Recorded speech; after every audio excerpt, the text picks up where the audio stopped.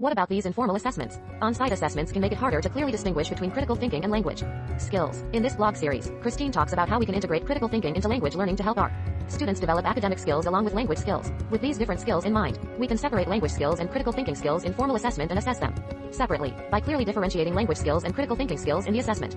You can measure each student's progress in these two skills. When developing rubrics to assess language and critical thinking, you should focus on only one of them, language or critical thinking.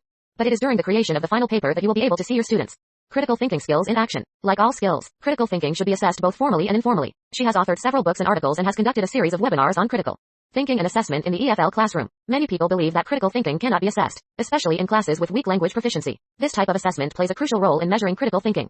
And if you want to do hands-on activities in your classroom, read Christina's blog post about teaching critical thinking. There are several common myths associated with critical thinking and assessment. Listen to her interview about the importance of critical thinking in the English classroom on our podcast. You can learn more about critical thinking from Christina's webinar series. And in doing so, we must be careful to develop rubrics that distinguish between language proficiency and metacognition. She has a master's degree in TESOL from West Virginia University and did a one-year internship at Princeton in 2009, where she researched Web 2.0, language learning, and blended learning.